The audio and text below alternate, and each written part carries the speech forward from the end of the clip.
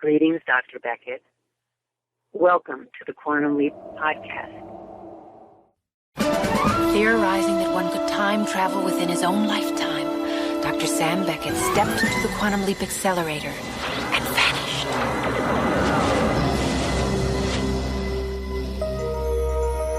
He awoke to find himself trapped in the past, facing mirror images that were not his own, and driven by an unknown force to change history for the better. His only guide on this journey is Al, an observer from his own time, who appears in the form of a hologram that only Sam can see and hear. And so Dr. Beckett finds himself leaping from life to life, striving to put right what once went wrong, and hoping each time that his next leap will be the leap home.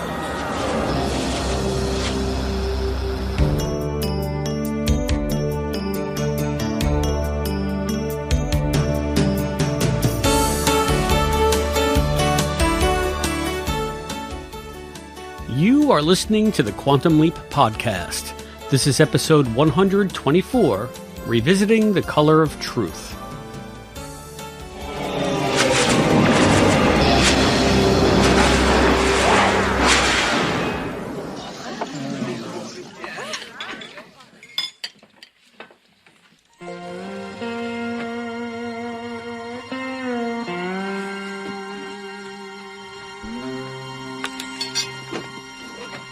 There's gotta be some mistake. Biggest mistake you'll ever make, boy. Ain't that right, Toad?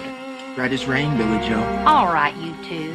Why don't you just cut it out? I don't want to spend the afternoon cleaning up blood, do I, Jesse? No, you don't. So why don't you just take Miss Melanie's lunch and get, before these boys lose what little control they have? I didn't know exactly where I was, but it was obviously too far south to be a black man. Jesse! Jesse Tyler! You come over here this instant! Maybe all I'm here to do is help a little old lady across the street. Hi, Sam. Well, What? what do you think? Well, what do I think about what? I'm black. You're black, so? So, if I can bounce into a black man, the possibilities are limitless. Don't you find that fascinating? Dangerous, yes. Fascinating, metza. Dangerous? Why dangerous? You're a black man in the South in 1955. Trust me, that is dangerous. What's Ziggy say I have to do to leap? Mrs. Melanie Elizabeth Charlotte Trafford was killed when her car was struck and demolished by a passenger train at that crossing tomorrow afternoon at 5:18. No. Yeah, I'm afraid so. I seem to recall that some of the very first protests started right near here. What if that's what I'm here to do? What, get involved in the civil rights movement? No, Sam, I don't think so. Why not? That's why you're here. To save Miss Melanie from being killed tomorrow afternoon by the Alabama and Pacific. Welcome to the Quantum Leap Podcast, everyone. I'm Christopher DeFilippis. I'm Allison Pregler. And I'm Matt Dale. And today we return to the classic series. Hello, not a novel, not a reboot I episode, forgot it but existed. classic This is Quantum wild. Leap. Back in the house, yo. This feels It was, weird now. Right? Like, huh? 1989. Who talks about this old stuff anymore? Different Certainly section. not the fact us. that it's going back to the classic stuff and season one. You Right? know, like we're going back to baby stages with Quantum Leap. Yeah. And we'll talk about seminal Quantum Leap. I think Right. Color of Truth, which is what we're talking about today, is probably the first episode, I believe, that made Quantum Leap into the show it would become. Yeah, I think that this was the testing ground for will this kind of Quantum Leap work, where it centers on issues and topics that are more difficult, I guess. The episodes before this weren't like this. And because this was so successful, I think that's why in season 2 you kept seeing him leap back into Jesse at the end. Because they would show this episode a lot because it was so well received. Yeah. And this was apparently one of the reasons season 2 even happened. It was very much on the bubble at this point. So, Oh, really? Oh, I didn't know that. Matt, do you have a count in Beyond the Mirror Image of how many times Sam leapt into Jesse? Is it more or less times than he leapt into Lee Harvey Oswald? That's what I mean. It's less times. It's we joke about it, but it's not actually as many times as we think. So in season 2, he officially leapt out in at the end of All Americans, but they did have an attempt at the end of I want to say Americanization of Machiko. And that was the one that ended up getting preempted because of coverage of the earthquake that was happening, which is another tie-in to the new series. There you go. So it all comes around. Wait, the San Francisco earthquake? Yeah, so Americanization of Machiko ended with the leap into Color of Truth, which was due to air 18th of October 89, which was like the day after the San Francisco earthquake, or 2 days after. Whoa. So they skipped it. And then the next week was What Price Gloria, and so that was. Although, yeah, we joke about the fact that he kept leaping into Jesse, but one of them was because they had to put the Color of Truth repeat back to later in the season. Oh, so it ended up happening cool. after All Americans.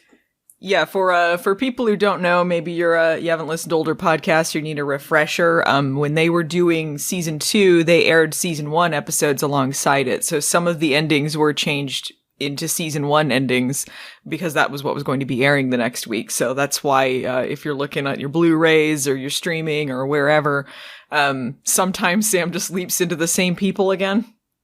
Including Jesse several times. Including Jesse, because the reason it happened so much with him was because that was so well received. Like, this was the episode that kind of pushed it into, this is what Quantum Leap is going to be. And this was the first time that he leaped into anyone who wasn't just a straight white guy as well. So it was really like a shift in what the show was doing. Yeah, and it's funny to me. Did they ever go back on the DVD releases, or I guess I would have to check on the streaming releases as well, although I think I already know the answer to this, and change those leap outs so that they match the next leap? Or do we just get a leap out into Jesse's save, you're watching it on Peacock, and then he comes up as, the Great Spontini or something? I think the only ones that changed it were the British VHSs, wasn't it? Yeah, so the British VHSs, because the VHS releases were just of select episodes, so they fixed them, even though the American VHSs didn't. Seasons 4 and 5 are all fixed for every release. They were different when they originally aired on seasons 4 and 5? Yeah, because seasons 4 and 5 did some repeat leap-ins as well. Oh, I didn't know that. But they learned something. Yeah. But seasons 1 to 3 on all the proper commercial releases, DVD, Blu-ray, streaming, are all leaping into repeat. But there have been some slightly dubious attempts to kind of fix them, like on ITV HD, which is a UK channel, Sky One, another UK channel. There's been a couple of attempts to fix them, but not massively well done. Generally just by lifting the pre-titles in the following episode and then fading out very quickly before the opening titles. Yeah, I was going to say some of the episodes never had a leap out into them, and they weren't structured for that, because sometimes they're edited down. And significantly, the leap into this episode was edited down, which changed some things. Oh, yeah. Now, if you guys listened to that leap in and the mashup you just heard, forgive me for astute listeners out there, huge leapers. You notice that I took a lot of creative liberty with sort of the structure of that leap in, because it is not conducive to audio at all. When you get he just sits down and looks in the mirror, doesn't he? It's so double identity. It's just him looking in the mirror and then freeze frame on Jesse's face. And then when you have the leap in, as it exists now on the streaming and the Blu-rays, because it was originally the way it was set, it has Sam narrating a lot over everything. So I had to pull like a leap effect from somewhere else and then marry it to halfway through the leap out from Double Identity, and then sort of marry that to the leap in this actual episode to make it make sense in an audible fashion. So I think I did Frankenstein all right. A little bit. Yeah, but it was an interesting experience because you get so, I don't know about complacent, but Quantum Leap makes it pretty easy to do mashups because they have such a rigid format most of the time. Right. You leap in, you got your oh boy, you got Sam kind of figuring it out, you got your exposition. This is what you're here to do. This is why. Oh no, complication. Fade to Chris, Allison, and Matt. You know, it usually it takes me a little while to do it. But it's not especially difficult. Oftentimes it's a lot of fun. And this is the first time I've had to figure it out. Yeah, and they usually conclude things before an ad break, and you're like, okay, that's where you end it. That's what you need to sift through. I got this. Yeah, but they did it different in season 1. They didn't even have the oh boys or anything. Sometimes you know how to end on an oh boy. Yeah. But yeah, this one was an interesting one because at the end of Double Identity, that was the episode before this, Sam leaps in and he is already seated at the counter. And he's a black man in the 50 South sitting at a segregated diner. And that's significant. And when he leaps in this episode, he is standing up and he decides to sit down. So in the leap out in Double Identity, Jesse was the one that sat down, not Sam. It's a so huge that really difference. Changes. Right. Yeah. That changes the context, I never even considered that. Yeah. Sometimes when you watch episodes of Quantum Leap, you think like when Sam's doing something really significant that puts himself in danger, it also puts the person he leaped into danger. So it's like, what do they think about these particular topics? Like, would Jesse be the type of person who would sit at a segregated diner or would take a stand where it puts him and his family in danger? Or is he the type of person who'd be like, I don't want to be involved with this, because Sam sort of involves these characters in things that affect them beyond when Sam is there. So it's kind of interesting to think, would Jesse be that kind of person? I'd never considered that. And I had, you know what? I didn't make the distinction of the leap in from Double Identity and the fact that it puts the accountability on Jesse. And this is something that he would have done because Sam just finds himself there as opposed to what we see. But you need the whole narration, I guess, because the show is still in early days. So he has to talk about how leaping is affecting him and what leaping's like. And then he sits down. And then, I don't think they were thinking about it that way. I think they just cut it down for time for the leap out. No, obviously, yeah. But I mean, it does, as you say, Allison, change the entire connotation. And I had never even considered that. So that's one to grow on. That's really something to chew on. Yeah. And like, it also makes you wonder about, in Shock Theater, one of the personas that Sam takes on again is Jesse. Depending on how you interpret that too, like, is he actually pulling things from the people he's leaped into, or he's just filling in the gaps himself? If it's something from Jesse, it seems like he is someone who got involved with civil rights movement stuff later on and would stand up for himself, because he does say things about, like, I sat at the counter because I was hungry, things shouldn't be about color of skin, etc. So yeah, kind of interesting analyzing who Jesse is. Yeah. Well, I mean, so just like this episode, we've gone off format a bit. We still haven't even gotten to initial impressions yet, and we're about 15 minutes in. we could chop it up, mash it up, Frankenstein it. No, we'll just let it flow. Let it flow. Okay. You're also interesting and brilliant, Allison. Initial impressions of The Color of Truth. Yeah, it's a great episode. It's an early episode. It's still got some season 1 stuff going on in it. But yeah, it's great. And you can really see it shaping the path that Quantum Leap would take. Matthew Dale. Yeah, it's an insightful episode, particularly for someone like me that grew up in the UK in a very white community. It really gets you thinking. And it's interesting. It's dramatic. It has some funny moments. There's very little bad to say about this episode. Good solid entry. I agree with both of you. If I was going to sit somebody down and tell them this is what Quantum Leap is, I would probably have Color of Truth, the first one they watch. Maybe Black on White on Fire, I'm not sure, but I think that they're both amazing episodes. And this one really did pave the way for that issues-oriented gist that Quantum Leap would eventually take on. And I think it's better for it. But my initial impression upon watching this episode was I was infuriated. I was absolutely infuriated by the casual hatred and racism that you see right off the bat. And it never bothered me that much before because it was history. It was an academic point. Of course, that's the way the South was in the 50s.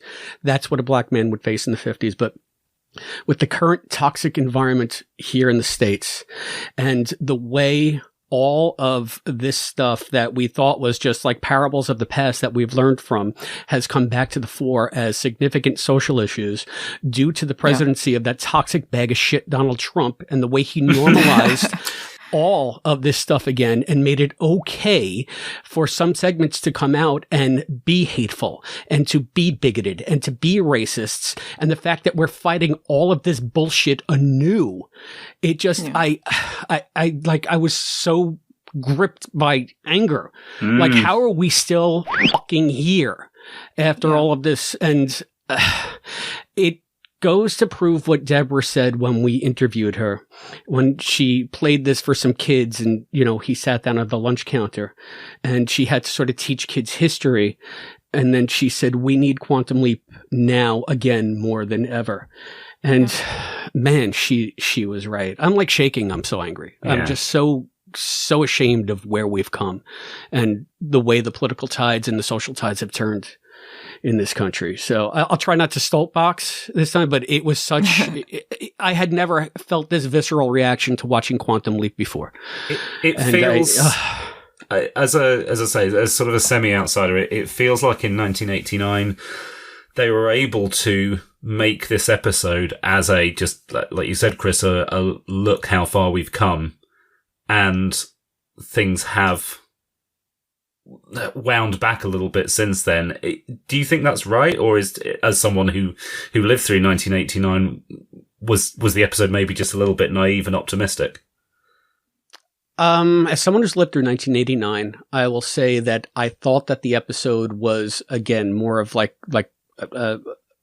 an object lesson in racism and how far we've come since then, because it takes place at I guess it was the nascent days of the civil rights movement.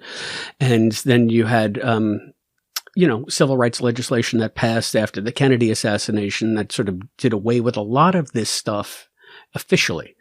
But I think that I'm just some entitled white jerk who doesn't really think about it beyond it being a historical point. And it's always been here. It's still here. It was always still here. I'm just now noticing it because I picked my head up.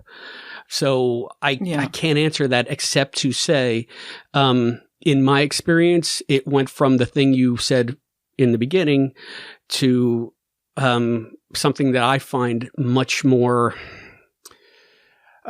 salient and much more relevant to the times that we're in now because I'm paying attention. Yeah. I think it's always been that way. And this is something that I also have to stop myself from, because a lot of times I will get these realizations, Mr. Big Dope, late to the party. All of a sudden I realize, holy crap, this is what, people who aren't like me go through every day. And then I say, how are you not walking around in like just this red haze of anger? And I thought for a long time that it would just be naturally the way somebody would feel when confronted with stuff like this. And then I realized that's still me speaking from my position of privilege, because I expect to be, respected. I expect to be listened to. Someone that comes up in this kind of system, they don't have that same expectation. Maybe that's why, it doesn't pay to be angry all the time, because it is just the way it is and you have to change things in a different way. I'm feeling this anger because it affects how I would want to be treated, because I'm always treated, the way society is set up to treat me, with my privilege, with my authority. So it brings up like a lot of stuff. I mean, the show is just brilliant because it makes you look inside as much as it makes you look around and out and at other people. It makes you just, you have to analyze everything that you feel. And it's just like, this was just an hour-long network drama in 1989. And I'm sitting here, like I said, shaking from just the emotion that it's brought up. So again, I'll try not to soapbox on this, but man, the more you learn, the more you realize how much you have to learn. It's insane. It's insane. It's always an evolution. Anyway, I try to make it an evolution. Okay, Chris is going to breathe now. I don't think that this episode was trying to say, look how far we've come, that era is over, kind of thing. I mean, like, I think it's significant that they mention other significant events in civil rights movements that happen later on. The fact that it's still ongoing. I think, like, it's just, racism never goes away. It just takes on different forms. Like, racists feel much more emboldened now to say the quiet part out loud. You know, like, there's a lot of racism is systemic. It's microaggressions. It's white people being in a place of privilege. It's not necessarily overt, like, being just a twirly mustache villain racism kind of stuff. Yeah. Yeah. And so watching episodes like this, it does help to put things in perspective for people, that wouldn't think about it that way, for white people that are in a place of privilege. It certainly was like that for Sam, because he hadn't thought about the fact that he couldn't just sit at a diner and eat. He didn't think about the fact that he couldn't do certain things, because why would you not be able to do that? Yeah,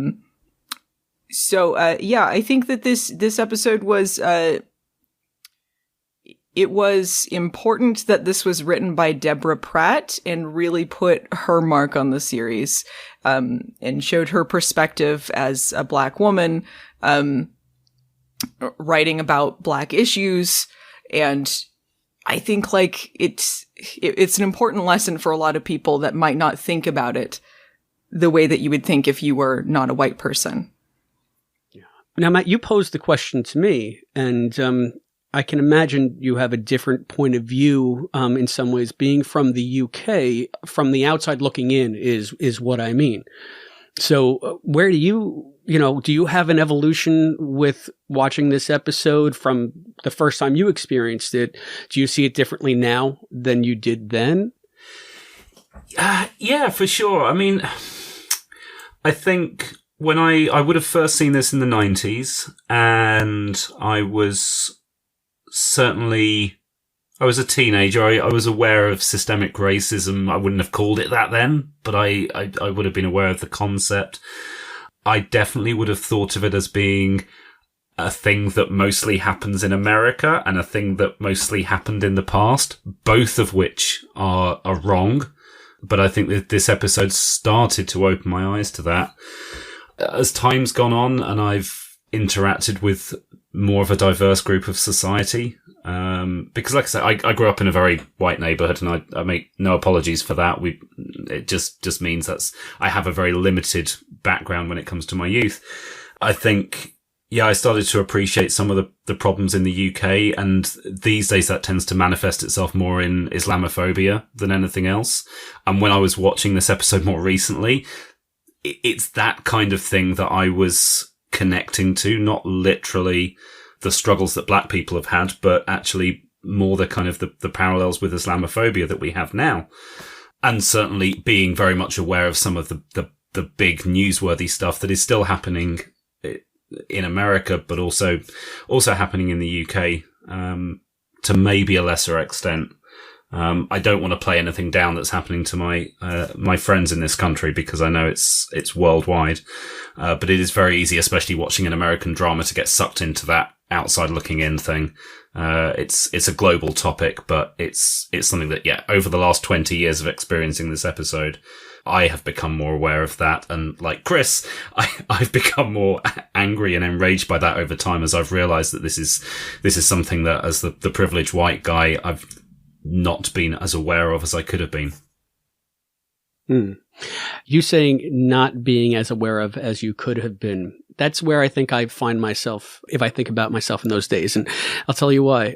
When this episode first came out, I don't think I was a Quantum Leap fan, but as I got to know the show, because I got on like season 3, I got to see stuff about Sam's leaps, like, and Colored Truth came up a lot because it was, on the talk shows. I think he was talking to Jay Leno about it on the Tonight Show, or you guys can correct me, but at the time, I was thinking, why are they making such a big deal about the fact that he's leapt into a black man? I mean, yeah, we're past all that. It shouldn't be a big deal. You're making a big deal to make ratings. And I almost felt like Al in the episode because he's completely nonplussed. Sam's like, I've leapt into if I can bounce into a black man, and he's like, yeah, what big deal? Who cares? So you're a black man, like. And that's the way I felt. Why is it such a great big deal? Of course he can, leap into a black person. Of course he can leap into anybody. So why is it a big deal that he's made this leap into a black man? And now I'm like, oh, of course, because dope. Yeah. It's not about you, and it's not about, your headspace. It's about what it means to other people and what it means for representation. And, combating always the struggle, always overcoming. And, yeah. Okay. So, again, big episode, but let's drill down into it a little bit. I mean, I have just the obvious talking points. We have civil rights and the casual racism and the hatred and the murder and I guess ultimately changing minds. But one thing that I was really struck by, it was in Sam's almost his opening narration when he gets out of the diner. He says that he feels comfortable having leapt into Jesse. Of all the people I've leaped into, Jesse should have been the strangest. But there was something very comfortable about it. Like putting on a pair of your favorite shoes or a jacket you've broken in just right. That made me sit back and think, this is something that, again, we didn't see in subsequent leaps and subsequent seasons. The fact that Sam could feel comfortable in somebody and less comfortable in somebody else, aside from, say, like the obvious thing, say if he's a woman and he's got the high heels on, or just the whole with the anatomy and all that. But did you guys notice that? Because I was thinking about, I guess, the book that we read. It might have been Melanie Rowan's Knights of the Morning Star, where she intimates that leaping might be a painful experience for Sam. And I never considered that. And just like that, I never considered that Sam could feel more comfortable in certain leapies than others. I've honestly never been able to quite wrap my head around that line. I find it an interesting line, but I've never quite been able to pass it. And I think you've maybe come, or you've helped me come part of the way towards getting it. But yeah, I noticed that line, and I noticed it because it sticks out for me every time as something that just doesn't quite make sense to me. I find it kind of interesting that when Sam leaps into Jesse, mostly he just thinks it's cool. Like, he's like, I'm black. Oh my gosh, this is amazing. Because he's like, well, this opens up so many possibilities, because he never leaped into anyone who wasn't a white guy before. So he's really excited about this, and the fact that he's so comfortable with him, he's not really seeing the differences between, leaping into a white person versus a black person. And maybe that's part of how kind of naive he is in this episode until he experiences racism, until he realizes that's the difference. Yeah. Maybe they were trying to say, like, he didn't think it was weird that he was in a black guy. He wasn't like, oh no, I'm in a black guy, what now? I don't know. Maybe that was what the line was getting at. At the risk of going soapboxing again, that is surely the perfect way of explaining white privilege to the audience. This is, he as a white guy, you might think, hey, yeah, it'd be cool to live as a black guy for a couple of days in the South. Why not? Yeah, but because you're not living the life, you're just like, yeah, I'm going to put him on like a pair of old shoes, right? Yeah. But yeah, that's kind of interesting. And I think that's, people have talked about, we've certainly talked about how sometimes this show can be a little bit white saviory. But I do think the fact that Sam is a white person being treated exactly like a black person drives the point home how ridiculous racism is. He's not a black guy. It shouldn't matter if he's a black guy, but they're treating him different because they see him differently. Yeah. Yeah, and again, it's sort of the other scene that made me realize that it's just that it's something that he would do without even thinking about it, much like sitting at the counter, is when he's outside and he's flustered and he's hot and he gets a drink of water and he splashes his face, and then you see that it's a whites only fountain and everybody who sees him is just taken aback. And again, Jesse never would have done that because Jesse would have been cognitive of all the social cues around him. And even if not, he would have read, or they said he couldn't read, but he would have known, like a blacks only entrance, or whites only entrance, blacks in the rear. I saw some of the signs that were around, but Sam being Sam would not even be cognizant that he would have to register something like that. And it just struck me again. It's just like the privilege just goes down and down and down. It's just something that is so unconscious that you take it for granted. And because it's invisible, like the air we breathe, you just don't even notice it after a while. And it's just like, no, it's here. And it's here in every single insidious way you can think of. Yeah, I mean, you can see like little details everywhere through the episode. Like even in the diner, you see like there's signs up there with like, racist pictures and stuff like that. When Sam finds out what he's there to do, to save Ms. Melanie from the train, he still has some pretty lofty goals. This is very Sam, he does this every time. Like he's like, okay, I have this one thing to do. I'm going to save them, right? But what if I could kickstart the civil rights movement while I'm here? What if I ended racism? You think I could do that? I love it. And he like the fact that he's the type of person that wants to try, like you're fighting a whole system. You can't just do one thing and all of a sudden racism is over. It's a constant fight. But the fact that he's the type of character who's like, I can do more than just this. Like I can do something really meaningful here. Is just great. Yeah. It reminded me of an episode where you were making fun of some of the more Pollyanna aspects of Sam's character. This was years ago, but you just basically said, "This is Sam. Today I'll solve racism forever." Yeah. Which one was that? It feels like everyone. He's like, "I'm going to solve racism forever," but. he's such a do-gooder. Yeah, and also the fact that like Al is a more cynical kind of person. Like he's like, look, it's great that you want to do this, but you can't just change everything like as one person in one leap.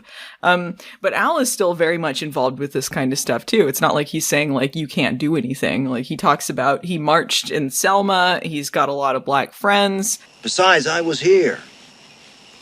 I went on the marches and got arrested and beaten. Saw a lot of good people fall. Those were powerful days. I feel like that's an aspect of Al's character that didn't come up very much. He was very much involved with the civil rights movement.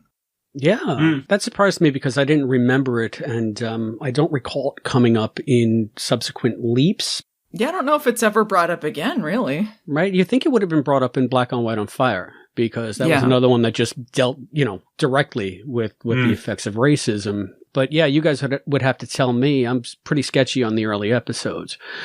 And if you can't think of one, I certainly don't know of any. No.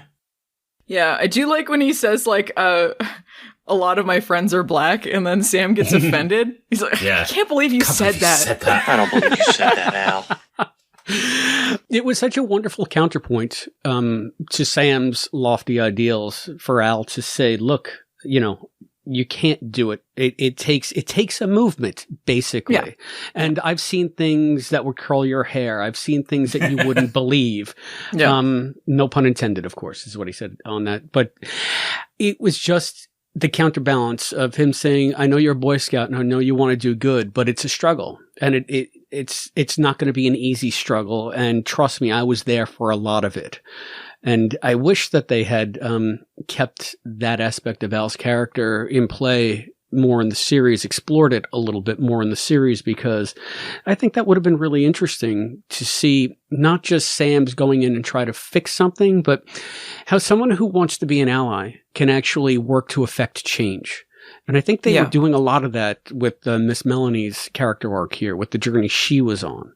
Mm-hmm. So yeah, just again a lot of neat stuff to dig into. The episode works on so many different levels. So I feel like I I got all my stuff out and I've got to figure out where to go. I apologize. Here's a part spinning off of some of the conversations Sam and Al have. I forget what they're talking about, somewhere near the end. But Sam says that Al is sounding paranoid. Yes! And and he's like, well, how do you think I live this long? And I was thinking about, in the last episode, Search and Rescue, you were asking if Al was a paranoid character. And there it is, confirmation. Paranoid, because he lives a long time. Melissa Crandall, you've done it again. I have not made that connection. Yeah, no, it stuck out like a sore thumb because I just edited the Search and Rescue show. Matt, you can be forgiven. We retaped that show about 6 months ago, it feels like. So if you hadn't listened back to the final product, you probably wouldn't remember. But that's something that did come up in Search and Rescue. Al saying that he's got PTSD and that he's paranoid. So here we go. This is how he's lived that long. I also like that Al is the type of person to say squished by a choo-choo. When describing someone hit by a train. They're here to save Scarlett O'Hara there from getting squished by a choo-choo. How many times did an old person get hit by a train in this show, potentially? Because there was Future Boy and there was this. Was there more? I think that's it, but in a show that only ran 90-odd episodes, that's a statistically unlikely amount of old people. I think there was another train incident with Leap of Faith, but it didn't involve an old person. But definitely, like, more train choo-choo squishings than you would imagine happen a lot of the time. I do like when Al says squished by choo-choo. He is delivering sad news. Like, he doesn't even say it like he's trying to be funny. He just says it like, squished by a choo-choo. And Sam almost says it back and gets annoyed. Like, he almost says squished by a choo-choo. Do you guys know if that was in the script or is that something that Dean just did? I think do we even have a Color of Truth script? I'm sure. We've got two scripts. I'm just checking, but I'm sure that sounds like something that could have been. I think that was just a bit of colorful dialogue there. The one significant difference I remember from the script is that during the climax when Al is trying to get through to Ms. Melney while she's driving toward the train, some of the language in the script, I'm like, you couldn't do this on television in prime time. Like, you couldn't say these words. Well, do you recall the words? I think it just said, like, gee, damn it, or something like that. Like, it's just like, that's not, you can't say that on TV. But, like, I was like, why did they script that? Because they surely would have known that that couldn't be said. Yeah. While we're talking about script differences, at some point we do need to talk about the ending. Oh, is the ending different? It's been a while since I read it. It's one of the season 1 ones that ends with a leap out to an episode that never happened. Oh, I see. Oh. They did this a few times, and this is the one that leaps out to him leaping into a pimp. Big Ben. Can you imagine if they'd ended this with that, though? Like, I feel like the ratings that, like, all of the ratings that they got from this to, like, save it for season 2 would have, like, tanked it, and then we wouldn't have gotten any more Quantum Leap if it had ended with that. All right, we've gone through some quite heavy stuff already. Shall I just lighten the mood a little bit by reading the script extract? Do it! Quantum Leap 2, close on Sam. Hitting the ground butt first, his eyes flash in a moment of reorientation. Wider angle. He sits in a white tux and a large feather-laden fedora facing 8 of the most gorgeous women imaginable, each dressed more provocatively than the next. There is a beat of surprise and they all rush to help him, each cooing his name as they help him to his feet. Girls ad lib. Ben, baby, super stud, are you alright? Voluptuous blonde. Did Big Ben fall and hurt Dr. Wad? He looks around at the tacky but lush apartment. He scrambles to his feet and searches for a mirror. The whole place is done in gold-veined mirrors. One look tells it all. Sam throws his hands to the sky. Sam, incredulously, I'm a pimp!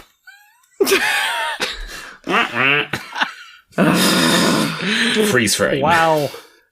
Embarrassment. Just embarrassment. So #problematic. Yes. Yeah. Yeah. Yeah, even when they eventually, they did the Cat House episode, it was not as broad of a caricature as that. I do think it's funny he's named Ben in that leap. Yeah. I hadn't really crossed my mind. Big Ben!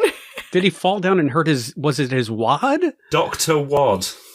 Dr. Wad. Is that his penis? Capital D, capital W. I guess. Or is that the roll of money in his pocket? Or is that a dog in the apartment? Does he have a dog named Dr. Wad that he might have landed on? I feel like this is a colorful euphemism. All right, this is a reason to get Deborah back. Deborah, can you explain what Dr. Wad means? Yeah, we're doing Color of Truth. We only have one question, Deborah Pratt, writer of Color of Truth. Dr. Wad, what was that about?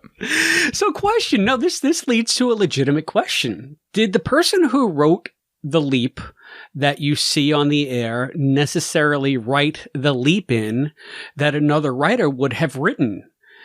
So do they tack on another writer's oh boy to the end of somebody else's script, or is that all Deborah all the time? It's a good question, because the leap outs usually, I mean, they don't have two writers credited for episodes usually, unless they wrote the whole episode. They don't usually credit the leap out writer. And from season 2 onwards, the scripts only ever have they don't have the leap out portions, with a couple of exceptions. Right. The season 3 and 4 finales, both, because they're cliffhangers. Right. They both have them. But this thing of having actual scripted leap outs as part of the script is only a season 1 thing. So, no, I got to think that they're completely separate productions, and then, including the writing. And they're just dropped in the edit, but Gotcha. So yeah, that makes a lot more sense, because it does pose an interesting question to the Writers Guild. You know, who gets credit? How long does it have to be on screen? The whole 9 yards. But I mean, we're talking a 1 minute clip maximum usually, so I guess that's not enough to gain a co-writing credit. Interesting. Yeah, they probably worked it out in the writer's room at that point, saying, just forget about it. You know, you don't have to worry about the leap after this one. We'll fix it in post, basically. Yeah. I was just looking at the rundown here. This is unrelated to that, but I see the date is August 8th. Is that Sam's birthday? Yeah, that is Sam's birthday. Sam would have been 2 years old. He leaped in on his birthday. Yeah. Happy birthday, Sam. You're going to end racism forever. Yeah. Yep, and for my birthday, I shall end racism forever. He was in Red Dog, Alabama, I believe, right? Yeah. It's not a good place to spend your second birthday. I'm trying to think of what he would have been doing at this point. He was 2 years old. He's Genius Sam. Would he be learning to read at this point? Yeah, he would have been reading, because I believe in Honeymoon Express, he talks about being 2 and his mom giving him a book to read or something. Genius little Sam. He was reading, quantum physics for babies. He was tinkering around with some time machine toys. Let's have a look. Oh yeah, and he takes his first train ride. That's another thing from Honeymoon Express. He's age train. It all connects. He's age 2. He's taking a train ride. He was on that damn train. Oh my god, he was gonna squish Miss Melanie. All we know is that he takes his first train ride, and it's so terrifying for him that, of course, it's terrifying. They kill an old lady. Because they killed her. They squished her with the choo-choo. It all connects. Happy birthday, Sam. Oh, goodness. Oh, God, the show is amazing. Can't believe we made that connection. Nobody in the history of Quantum Leap has made that connection ever before. You're welcome, world. Take that, fate swine wheel. I bet you didn't think about that, huh?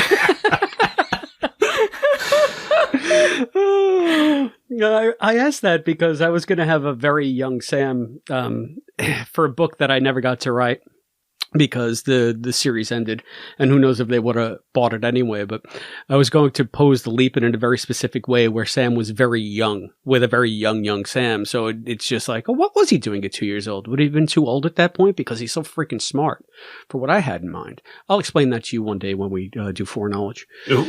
What my grand idea was for my second Quantum Leap novel. Yeah, write out a script for it as an episode. Yeah, I have another one. Another 2 years for... Actually, when's the next leap day? 2024? Yeah, that sounds right. Some people know. I don't know. Who knows? People that are smart. If it's divisible by 4.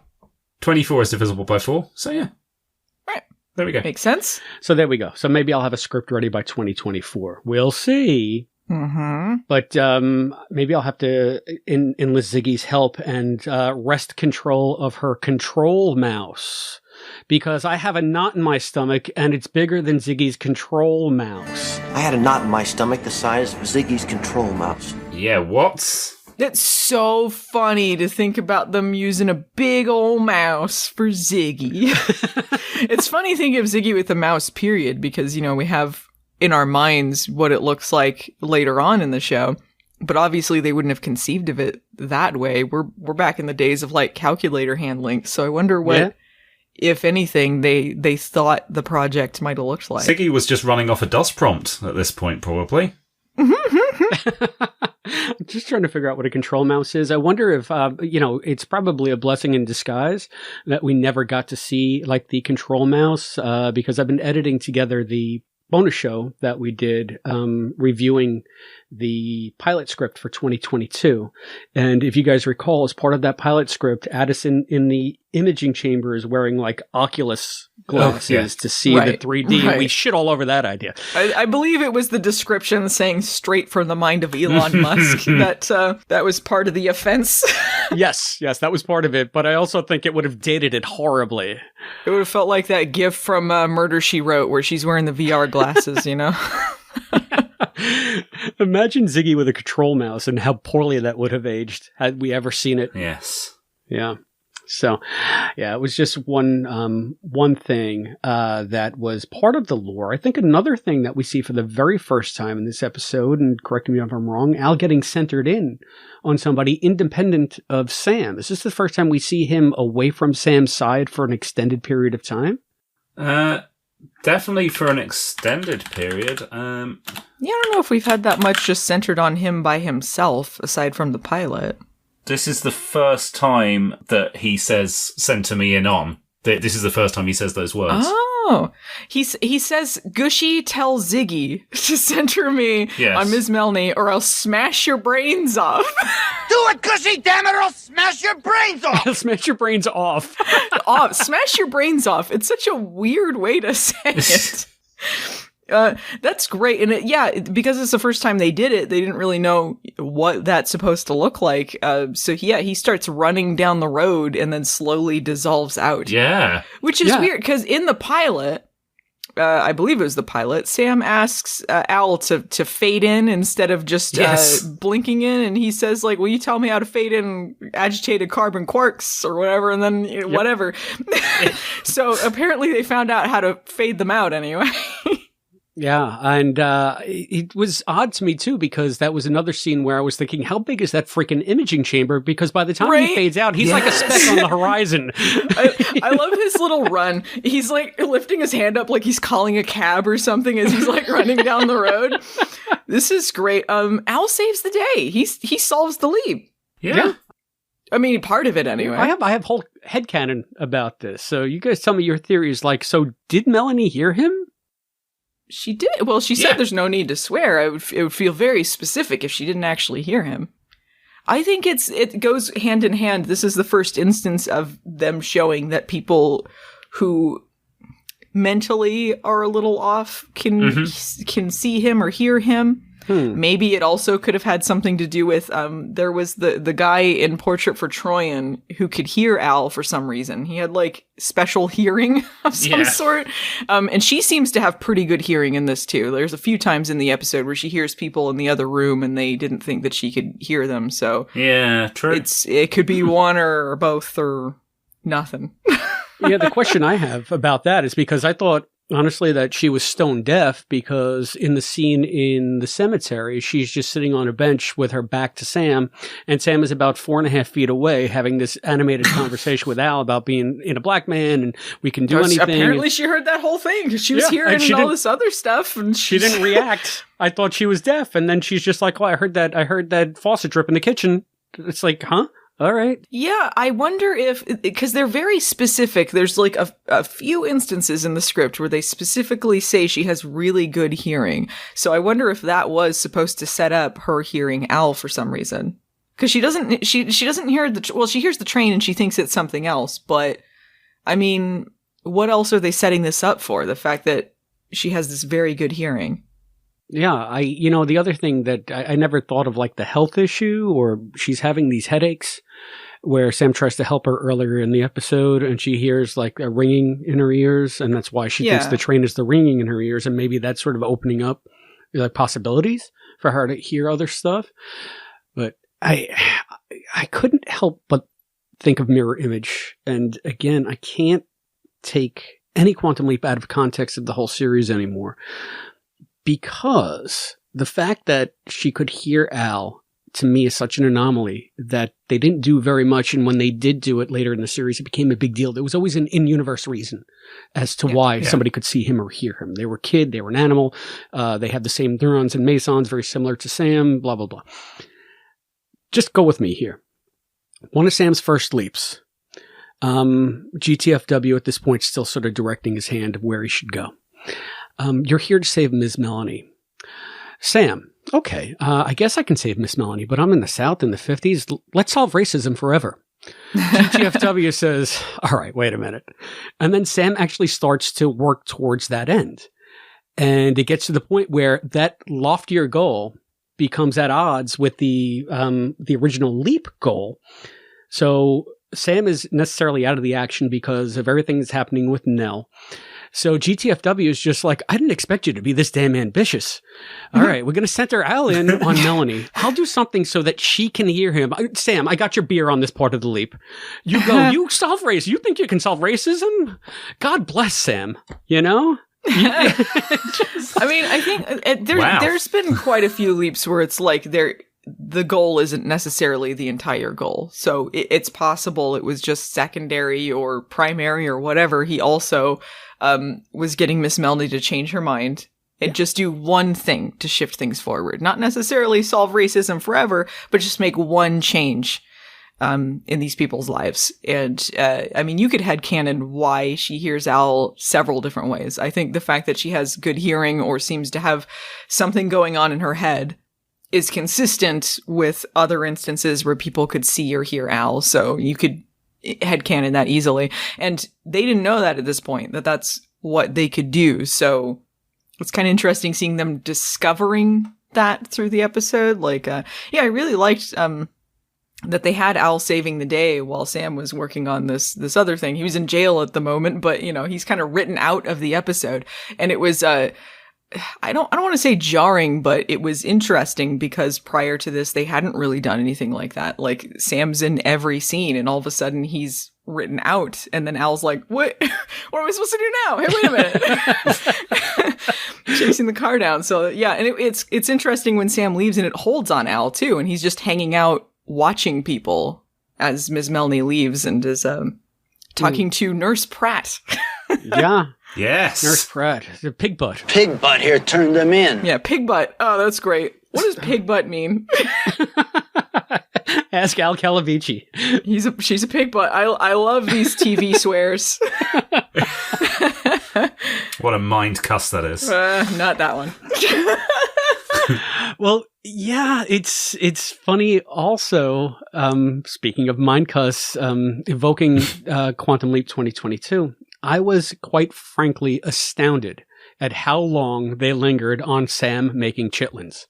Just the length of that character beat, how disgusted he was, the time they took to luxuriate and build Al's character. And I'm thinking this would never have, this would have been cut in 2022. Definitely. They wouldn't even have written it because they just don't have time for this kind of stuff anymore. Yeah, they don't have time for this kind of stuff. Yeah, it's establishing Jesse and his family and their relationship and what Jesse's life is like. And I like that scene. I like that Sam mentions in the narration that it smells like something that was left out too long in autopsy class or something. Which I guess he must have had to take an autopsy class if he's a doctor. Is that part of it? Yeah, of course. Work with bodies? Yeah. So he mentions that Al loves chitlins. You get interactions very handy with his family. Michael D. Roberts as Willis, his son. He was in the show again in Leap Between the States as Isaac King. Makes a man feel like a king. Makes a man feel like a king. Yeah, he's a good actor. And I liked Willis's turn in this because, again, you're on the side of Sam. If you're a white dope like me, you're on the side of, we're going to get justice. We're going to do this. And Willis says, what are you doing? You're putting this whole family in danger. Yeah. And it's just like, that's another consideration that Sam is Sam. He wouldn't even really be thinking of that because what's right is right. Yeah, he doesn't think about that, I think, until he sees the cross burning in the yard. Yeah, exactly. And then it's just like, oh, shit, they're going to come and get us. And it's just like, yeah. There are things that you don't know what you don't know. You don't consider it because you don't have to deal with it. But it's there, and it's a big deal. I mean, just sitting at a lunch counter, it's a big fucking deal. It's another way that the episode just kind of undercuts all of my assumptions. And it's just like, Christ, I'm an idiot. I'm a dope. We also had another returning Quantum Leap alumnus in Sheriff Blount, who is played by Royce Applegate. Oh! And Matt, what other episode was he in? So he reappears in Play Ball in a small role as the announcer. But he's best known for Sequest, surely. I loved him in Sequest. I haven't seen Sequest. I love Sequest. It's amazing. I had I didn't realize he was the same guy, but now I can picture it, that announcer in that episode. Yeah. I haven't seen Sequest, but that has Ted Raimi in it, so I must see it eventually. The first season of Sequest has him and John D'Aquino, both of whom got let go at the end of the first season when they decided they only wanted young, sexy actors. Bummeroony. Tommy Thompson was one of the showrunners, right? Am I mixing things up? Yeah. Yeah, I think that's when Tommy left QL. Yes. Yep. Yeah. He was like, get me that announcer from Play Ball. Get him on this show. Royce Applegate, who plays the sheriff, I think he did a good job because he played a POS sheriff. You're like, ooh, just the patronizing way that he talks. And he's like, oh, them boys, things just got a little out of hand. And he's calling Sam a boy, and like, yeah, just these like patronizing little, I don't even know if I can call them microaggressions. It's just aggressions, like, get out of here. You racist sheriff. But it's so perfect. It goes back to exactly what you said at the start, Alison, about not having the mustache-twirling racist villains. Yeah, it's just like that constant just grating, like, yes! Where you're like, shut up. Well, you did get the mustache twirling, I think more mustache twirling in Clinton, Melanie's son. He played a straight-up asshole. And he, I think, was meant to just represent the sort of the old establishment because Dad was the governor, or he was the mayor of the town or the governor of the state or something like that. Yeah. So it's just like, this is the way, and Melanie even says it. We do it this way because this is the way it's always been done. Who am I to change it? And Clinton obviously doesn't want to change it, and that's when that scene in the kitchen where he's calling him boy and he's using the N-word, those uppity northern N-words, and you're getting ideas. I know you can't read, so who's giving you these ideas? So condescending, so cruel, and just you want Sam to punch him in the face. Like, you can see Sam is like, he's fighting the urge. He walks toward him like he's gonna do something, and like, no, has to calm himself down. Yeah. That moment is so good when Sam just takes a step towards him and Clayton backs off. Yeah. It makes it so clear in just that one brief moment that all this hatred is just about fear. Yeah. He's scared of this old guy who just takes a step towards him and he's like, whoa, shit. Mm-hmm. Yeah. It's a beautiful moment. Yeah, I don't know if that came off very mustache twirly. I think it was more overt because he wasn't just he didn't want to change things, like he was being just a racist, like just all out, like just like he was being hateful, and I think maybe it was a little more villainous with the two sheriff sons when they're like, we're just gonna run someone off the road now. Like that was a little more like taking action for the climax. Believe it or not, I saw men of two different minds there, and you're supposed to hate them because they are just the stereotypical heavies, right? Yeah, they're walking around in their overalls. Now we're going to teach them a lesson. Right. But you see, as things start heating up, Toad is just like, this is going too far. And Billy Joe Bob is like, oh, we're just going to teach him a lesson. We're not going to kill anybody. I ain't killing him. Neville Presley had to move to Georgia because they're trying to teach that blue ship boy a lesson. Toad, we ain't going to kill him. just gonna whack him back into place a little bit. And then they run her off the road, and Toad is just like, we have to go see if they need help. And Billy Joe Bob is just like, nope, gotta get out of here. Yeah, he's a little more cowardly. But he also says, like, that guy had to leave because he was teaching someone else a lesson. I think they're implying that, like, he killed a black person and then left town and nothing happened to him, you know. Right, but he had to get out of town, so maybe we should think twice. And then if you see at the very end, and believe me, I'm not giving this character any slack. Yeah. It's just some subtlety that I noticed in the portrayal. When Melanie invites Jesse to sit down at the counter, her son is sitting there eating with the sheriff, with Billy Joe Bob, and with Toad. And three of them look infuriated. Billy Joe Bob even goes to get up, and the sheriff pulls him down. But you see Toad looking on, I don't know, like he's questioning. Like he's thinking about it, not just this sort of blind hatred. And I feel like maybe that was deliberate to say, look, I mean, if you're going to change minds, this is sort of the way to do it. Not just all out fighting, not violence, because violence only begets more violence. And that's why it's wonderful that Sam actually doesn't punch the guy in the kitchen, because it would lead to no good end. If you want to foster change, lasting change, you have to do it this way. You have to change minds. And violence isn't going to change minds. It's just going to entrench people further in their own bigotry, their own fear, their own hatred. So I picked all of that up with just one stupid look from the guy who played Toad. So good on you, Jeff Tyler. His last name is actually Tyler. Jeff Tyler, for your turn as Toad.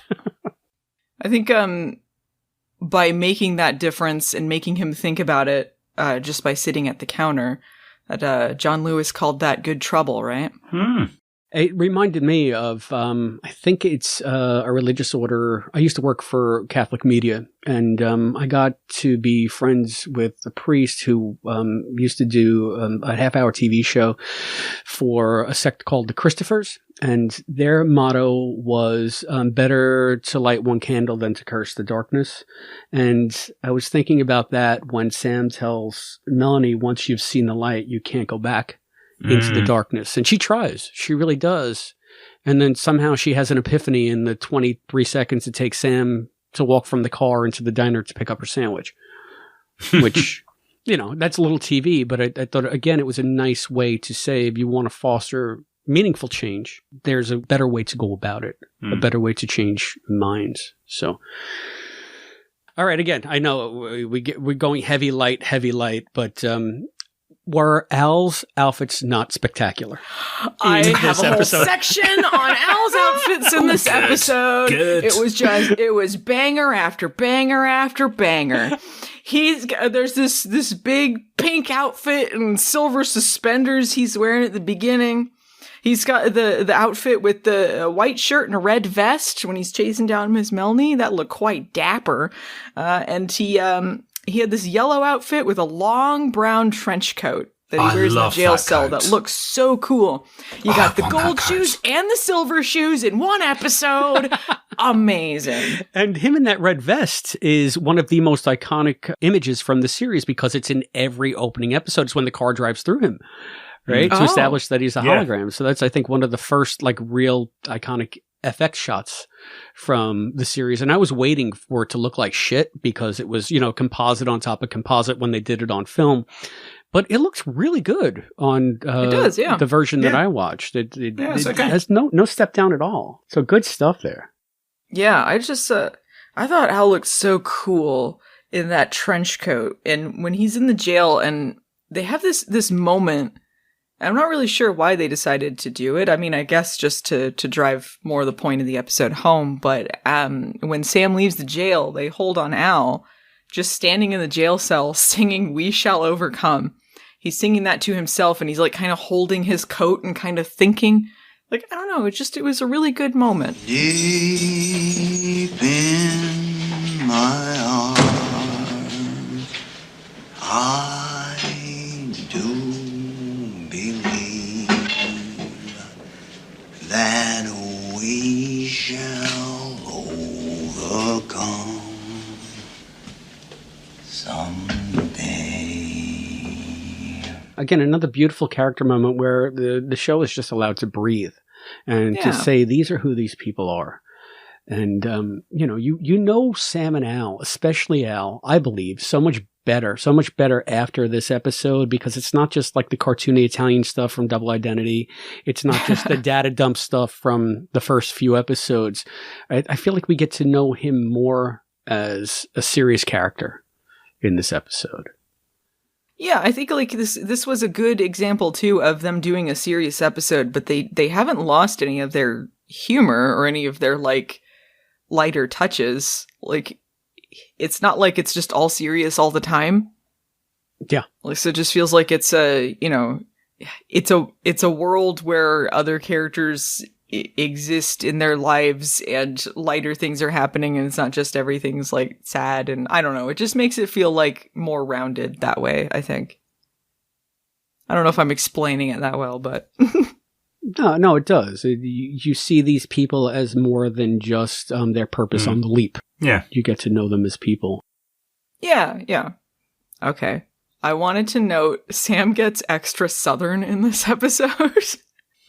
He always seems to pick up a bit of an accent when he's in the Southern episodes, but this in particular, just he's picking up a Southern accent when he's talking.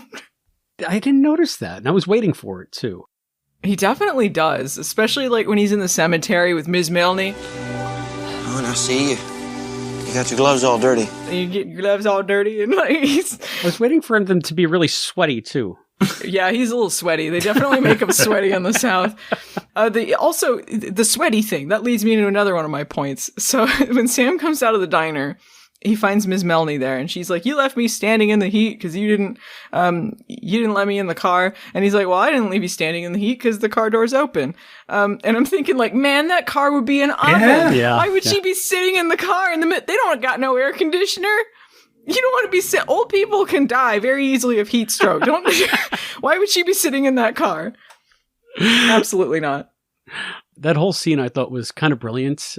Not only the fact that, he's got to figure out who this woman is, and then he's got to get her into the car, but then he's got to figure out where he needs to go. Yeah. And he struggling. fishes very subtly, and it's a swing and a miss. It's a swing. He whiffs it every single time.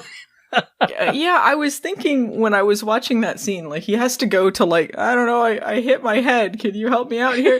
The fact that he spent so much time at the beginning just, like, wandering around. He doesn't know where Miss Milne is. When he goes in that diner, he doesn't even know he's picking up her lunch, Like, he's got to take all these hints and kind of wander his way around. And I was thinking about that and the difference between that and the new series.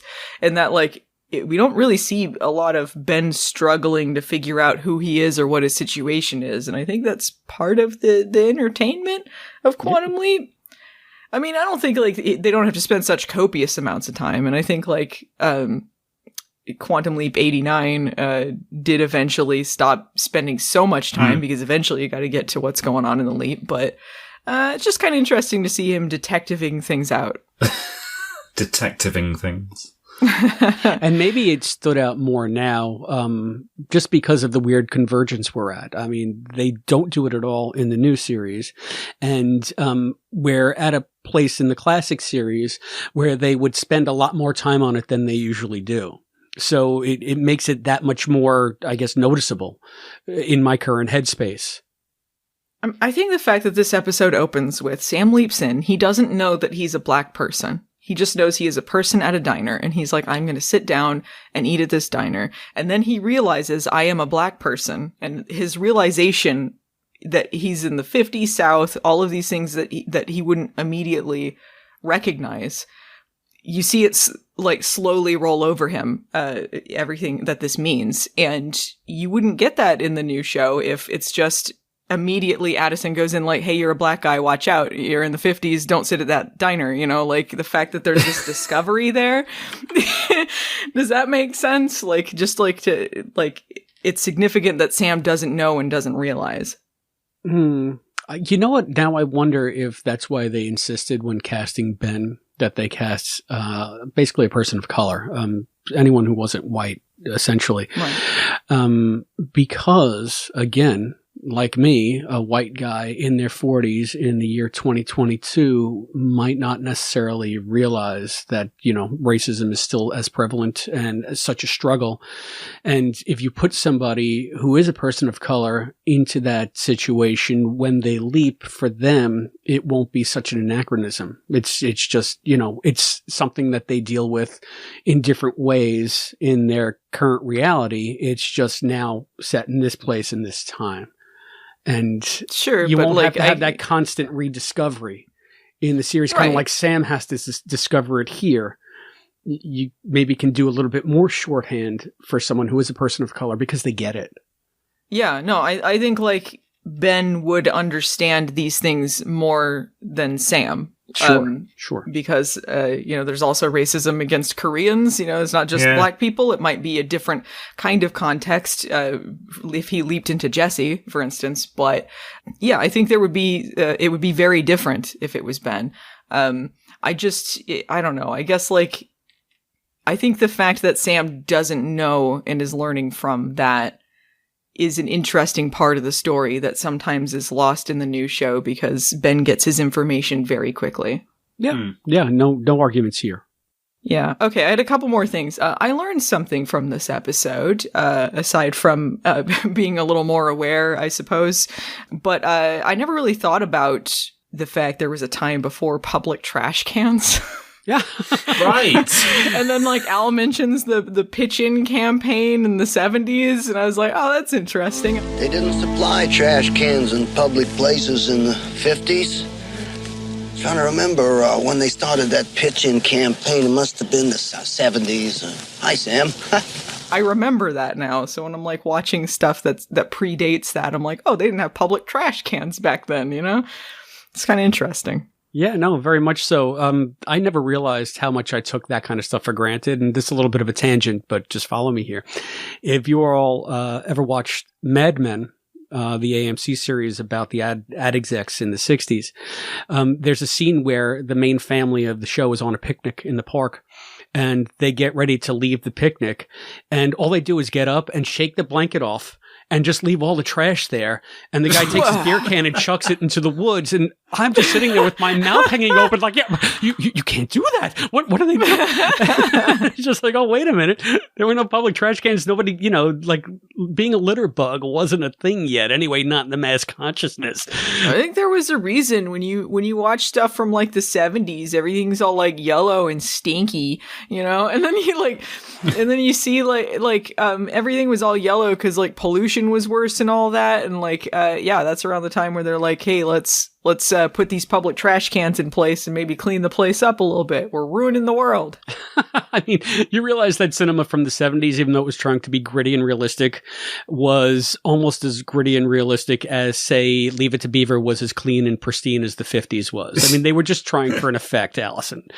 Having lived through the 70s, we weren't all slogging around in filth. No, just okay, I don't think everyone was gross in the 70s. I just mean, like, I did read an article about this once that the 70s, like, the sky did look different. It was literally because of pollution. It was uglier looking. And they took measures after that since then to help curb some of this stuff. And we still need to do that because climate change is very real. But it was a lot worse in the 70s. And I think like the fact that that's when they introduced public trash cans to be like, hey, let's maybe clean up a little bit. It was a turning point. Interesting. I learned something as well. When did public trash cans become a thing in the UK, Matt? Or did you always have them?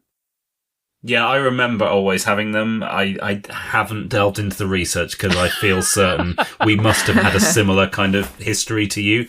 I honestly have no idea. I just remember that by the time of the mid-80s, my earliest memories, they were everywhere. But, cool. I'm going to look that up. Not right now. It might just be a little aside for Beyond the Mirror Image. Yes.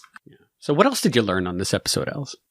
Oh, okay. So my last note, I just wanted to talk about the extremely intricate mirror shots in the diner. In the diner and outside, too, in the reflections. They did have some outside, but the one in the diner, I think, was possibly their most intricate mirror shot that they ever did, because especially in season 1, they were really like, they started just doing like cheating in mirrors very close up a lot more as the show went on. But this, I mean, they would build like opposite sets. So this was an opposite set shot? It was an opposite set. Wow. It was down to the costumes. They made 2 versions of them, and the ones in the mirror were opposites. The buttons were on the opposite side, and like any text would be opposite. And then they had like a window, and they would have the opposite set on one side, and then the normal set on the other. And then they would have people sit on the opposite set in their backwards costumes for alongside the actor playing Jesse for those shots. That's amazing. I mean, that's a crazy amount of detail that they have to do. And I imagine they had a double for Ms. Melanie as well, because she had to be sitting next to him. I mean, it's just a lot, and you wouldn't even think about it. I didn't think about what they did to get these mirror shots when I first watched this show, and then when you learn later about how they had to accomplish it before they had, digital compositing, and like, it's so much easier to do it now, but back then that's what they did. I thought they were just cheating it in, because a lot of it was just so straight on, like Jesse and Melanie sitting next to each other with just some out of focus, like a rack focus kind of deal, where you would see sort of the back of Sam's head blurry in the foreground, and you would see Jesse and Melanie almost like in like the last shot sitting straight on. The same thing with Jesse in the beginning. I didn't know that they went through that entire. That's crazy. I mean, that's very ambitious.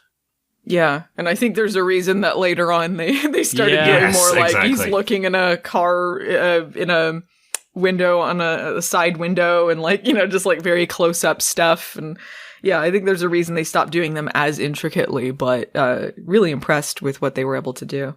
I wonder if this episode taught them how to do it the cheat way very effectively too, because there are so many wonderful scenes where Sam is outside and like a door closes, and as the door closes, you see Sam standing there, but Jesse's reflection looking back at him, just in the window. And obviously, the actor who's playing Jesse is standing off to the side, and they're getting just the reflection just right, and all that.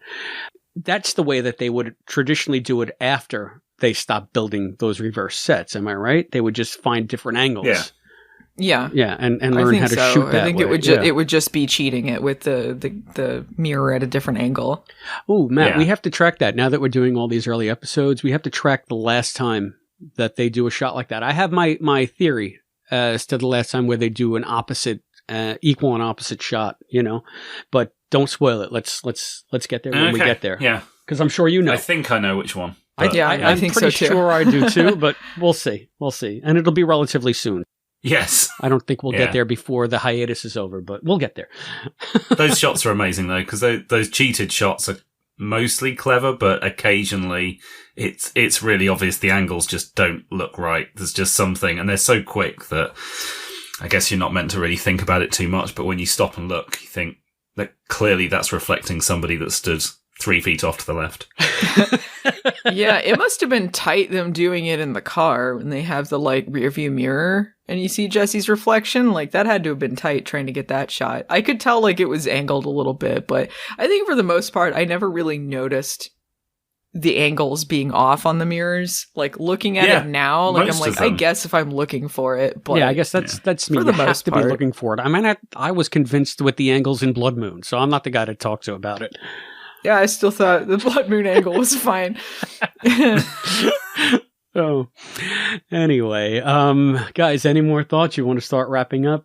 Just one quick observation that just reminded me, just talking about the outside stuff. I don't think we've mentioned, have we, that this is the first time that we see the Dukes of Hazzard Courthouse Square that ends up getting reused in Leap Back and Trilogy. Okay. Right, yeah, they do like have a big sweeping shot of it while Sam's getting a good look at 50s Alabama. I was wondering if that was the same town square as in the Leap Back, so thank you for answering that question.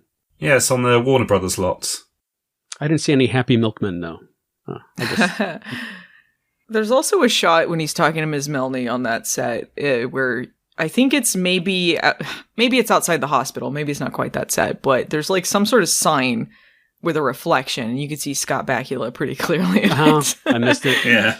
I was so caught up in the plight of Nell. Yeah, we didn't even talk about Nell. Kimberly Bailey. She was so good. Yeah, she was so cute, and like she was singing the gospel song before she gets driven off the road.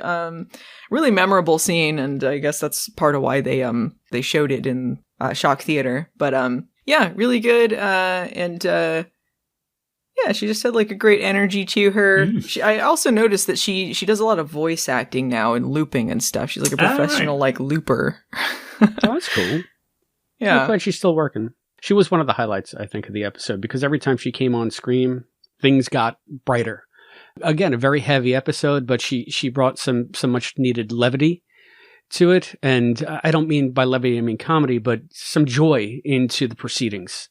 I mean, she was a bright spot, and you know, it made it that much more tragic when they ran her off the road and she was, you know, in that grave danger. So perfectly cast. Yeah. The fact that they went to all that trouble to get her into the White Hospital because it was closer. Mm-hmm. And then in the end, they still say like, well, we transferred her over to the Black Hospital. It's like, we shouldn't be moving her. Like, well, that's, you know, I guess like shows like you can change things in some ways, but there's still work to be done. Yeah. If you don't mind, guys, I'm going to just maybe play off of that observation, Allison, for some of my final thoughts. Sure.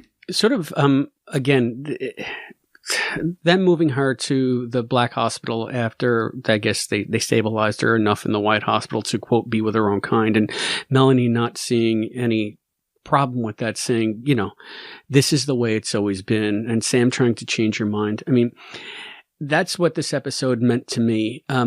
It's about justice. It's about feeling the injustice. It's about being angry.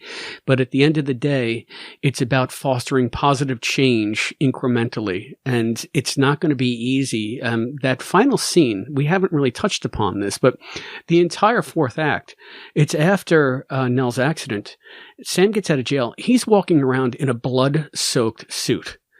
And nobody seems to comment on it. And when he sits down in the diner with Melanie, there's blood everywhere, all over him. And it's almost as if to say, change is going to come. And you can change minds. It might be one mind at a time. It might be incremental, but it's not going to be easy. And you have both sides of the coin here. You have him covered in the blood of the struggle, but you have sort of the hope of the change that's to come. And another way that the episode just blew me away. Complete all-timer for Quantum Leap. It works on so many levels. I'm sure if I went back and watched it again after we were done recording, I'd find more stuff to talk about for another hour. So, all right, I'm going to throw it to you guys. Allison. Yeah, this was a great episode. I thought the acting and the writing was all stellar, and I think that it was a great shift in direction. Like, I think this set them on a good path. Yeah, I've got nothing to add to that, really. I mean, it was, it is a really good, thought-provoking episode, but still with the action and comedy that we've come to know and love from Quantum Leap. So it really does set them down that path of becoming what the show would eventually be known for. Yeah, and before we put this discussion of The Color of Truth in the books, just saying, putting the show down the path of what it would become known for, if you guys notice, he leaps out into Kamikaze Kid, and I believe it's the first Oh Boy. I think it might be the first Oh Boy, so we even have that. Is it the first Oh Boy leap out? I think so. He looks in the mirror, he says, oh boy, and, produced by Donald P. Pellisario. So I believe that will put this discussion about The Color of Truth in the books, but stay tuned because after the break, we'll be telling you about some new patrons, and we also have a bit of feedback. We will see you on the flip side.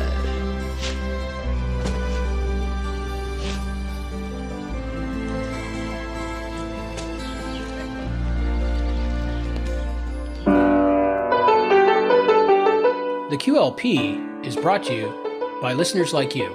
Please go to patreon.com/quantumleappodcast and give as much as you can. For as little as $1 a month, you can be a contributor to the Quantum Leap podcast. It goes to covering our server cost and helps keep the podcast going. Thank you. This is John D'Aquino, and you're listening to the Quantum Leap podcast.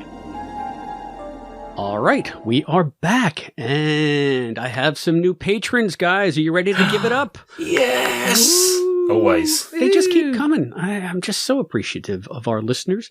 First one to celebrate is Mr. Adam Krebs. Adam joins us at the $5 Leaper level, and at that level, he will get access to all of our bonus content over on the Patreon site. There's about 25 hours and counting now, including that special where we discuss the 2022 pilot and Sam's appearance in it. We had a great discussion on that one. So good. I had so much fun putting it together. I had so much fun doing that with you guys. So go over there and check it out. But let's give Adam a round of applause. Yay! Woo!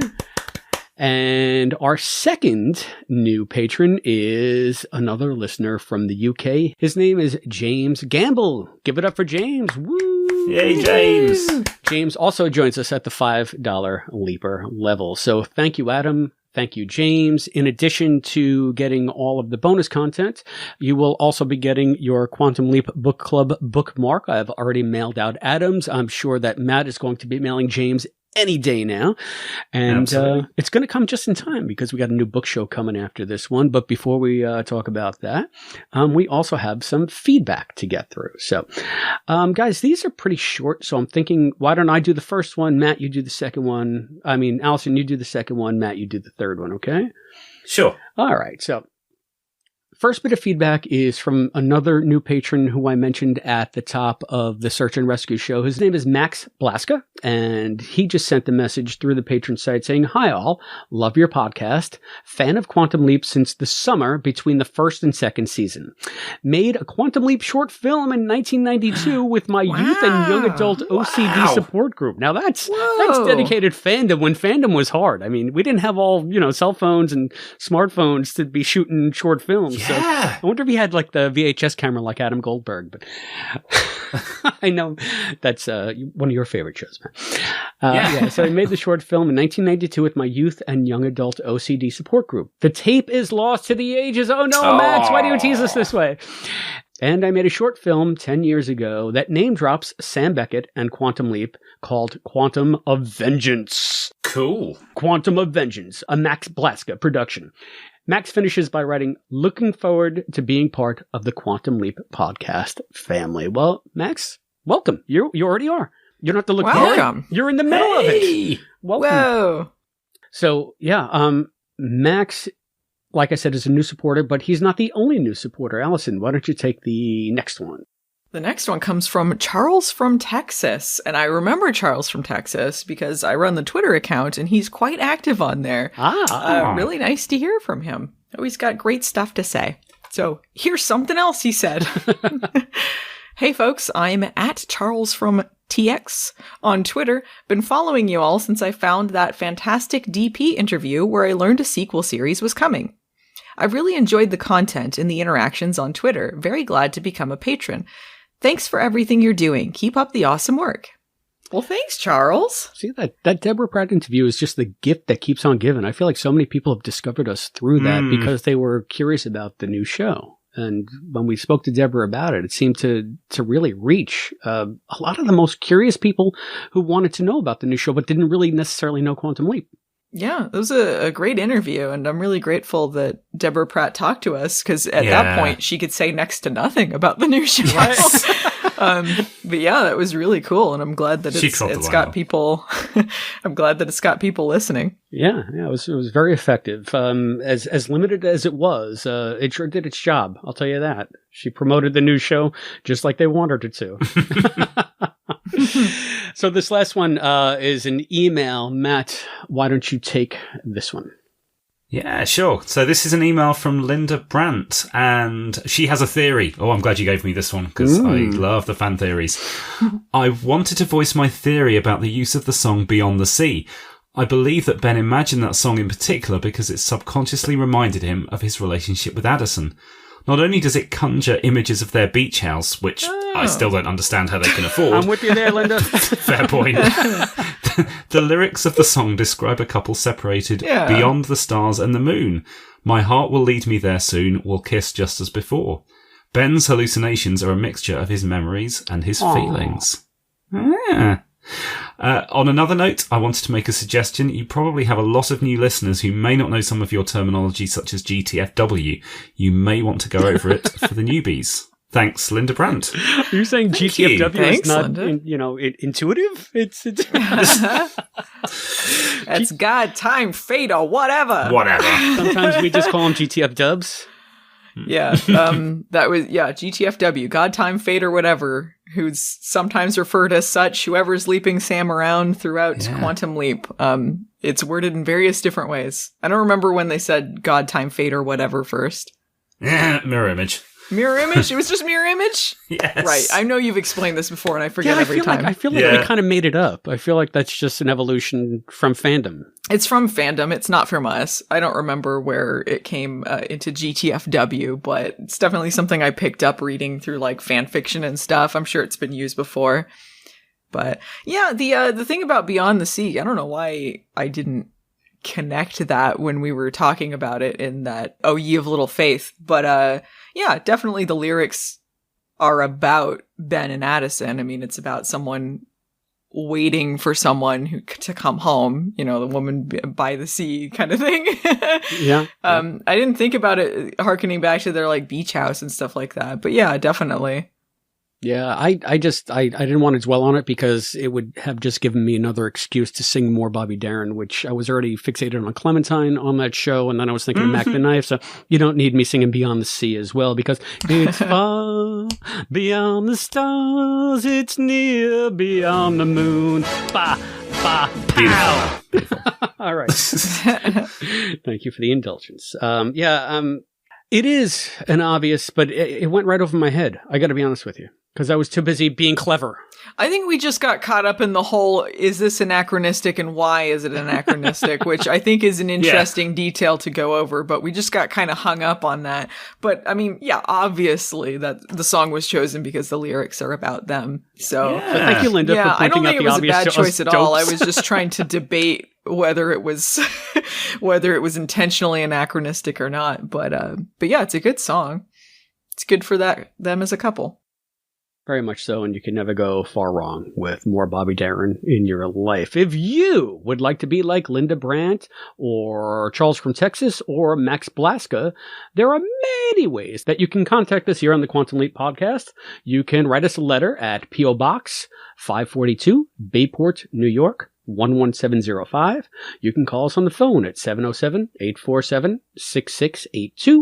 You can email us at quantumleappodcast@gmail.com. You can find us on Facebook at facebook.com/quantumleappodcast. You can also find us on Twitter and Instagram at Quantum Leap Pod. You can go to our YouTube channel at youtube.com/The Quantum Leap Podcast. And you can always go that extra mile and support us on Patreon at patreon.com/Quantum Leap Podcast. Just remember, we may use your response on an upcoming episode of the Quantum Leap Podcast. And speaking of upcoming episodes, Matt, tell us what's coming up next. So, Chris, as you alluded to earlier, it's we're back to the book club for the next episode, and we'll be talking all about Random Measures. Ashley McConnell's magnum opus, her final book. Yes! In the book series. Oh my gosh, we're back to the McConnell-verse. Yeah, the McConnell-verse rears its head once again. And I have the book right here in my hot little hands. Would you like me to do the cover blurb, or Allison, do you want to do it? Who wants to do cover blurb this time? Go for it, man. All right.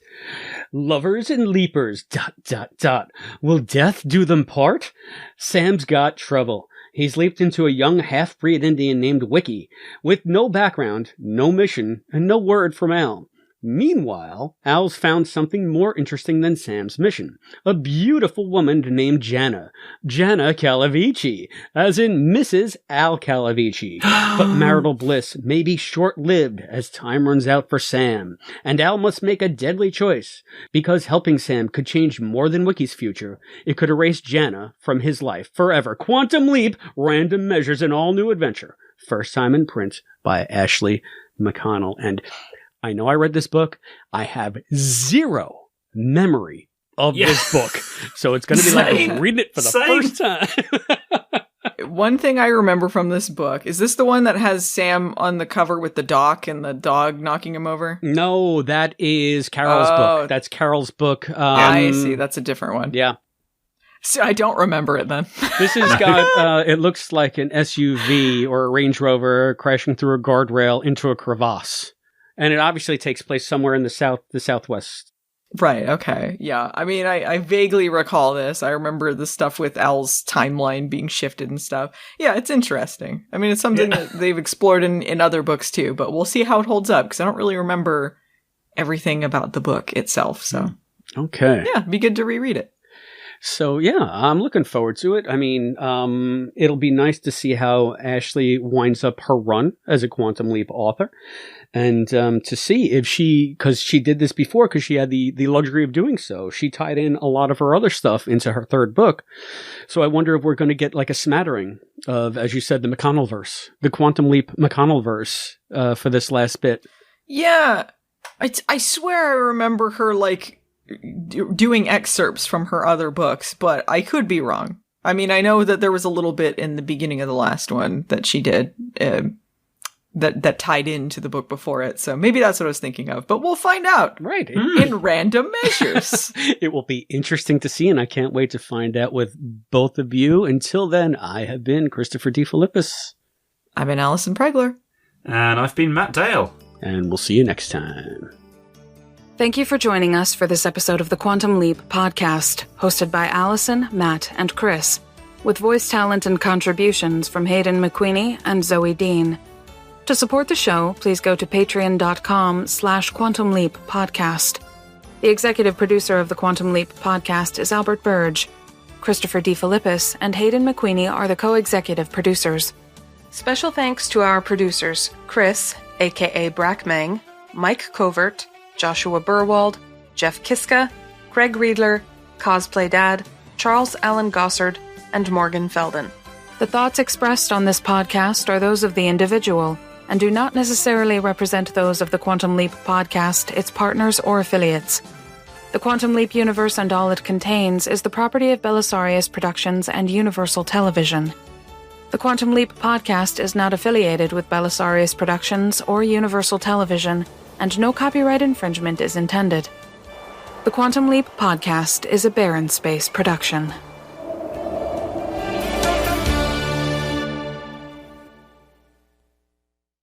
Hear the rain tapping against the window here. It's such a shitty day. It's so nasty out. Oh, I love that kind of weather. That's just an average day for you, isn't it? Right? Yeah. That's a beautiful English day. Yeah. I've got to love it. Otherwise, well, I don't know how I'd survive this country. The other day, my British friend, the other British Matt, he was telling me about in his backyard they have a hedgehog hut for the hedgehogs that visit the garden. And I'm like, oh, that's nice. Hedgehog hut? Can you just buy a hedgehog hut? Like, is that a thing? And he's like, yeah, you could just go and buy a hedgehog hut. Yeah, garden centres here have all kinds of shit for people that care about the local wildlife. I have never invested in such a thing, but there's huts and dens and spikes and pillars for all kinds of animals. It's just adorable. What a fairy tale land you live in. Can that be part of the blooper reel? Just me saying seagulls are fuckers. No context. When I lived in Arizona, we would hear coyotes at night. That was pretty cool. Oh, okay, as long as they weren't trying to attack you. Or was it wolves that got the bad rap? I never saw one. I lived there until I was in my mid-20s. I was born in Arizona, but I never saw a coyote except like at the zoo. But you would hear them. That's cool. At night. And you wouldn't want to like leave cats out or anything, but yeah, they were pretty cool. Growing up, I thought coyotes only existed in the mind of Warner Brothers. like it was just something that they invented. Apparently, there's some around Chicago, and they wander into Chicago occasionally, but, I mean, I don't live in that area, so I wouldn't see them there either, but that's crazy, huh? And to Matt's point, the first time I saw a picture of a real Roadrunner, I said, that looks nothing like the Roadrunner. What are they talking about? Yeah. I'd see Roadrunners all the time over there. They was always catching lizards and stuff. Wait, hang on. Roadrunners are real? No, Roadrunners are real. What? I gotta Google this shit. What? They don't look like the cartoon. Yeah, nothing like the cartoon. Yeah, I think you guys have me. Holy shit, they actually exist. I didn't know. Tell us what's coming up next. Well, next, as you alluded to earlier, Chris, we're back to the book club, and it's the fabulous Search and Rescue. Oh, we've got a lot of stuff to say about that. Oh, guess what? We already did Search and Rescue. Yeah, we did Search and Rescue. I was like, this came... It's the fabulous... Has that been released then? Yeah, it's been released. Yeah, I was like, what? Did we leap into Jesse again? We're on a loop? That's going to be so good for the blooper reel. Sorry, I was just going with it because I know we don't always record these in order. I was up against it. I didn't get all the way down to the bottom. No, that's fine. We're doing the next book club? It's random measures. So you might want to, throttle back on the fabulous. To be fair, I don't think either of them are fabulous. So, I mean...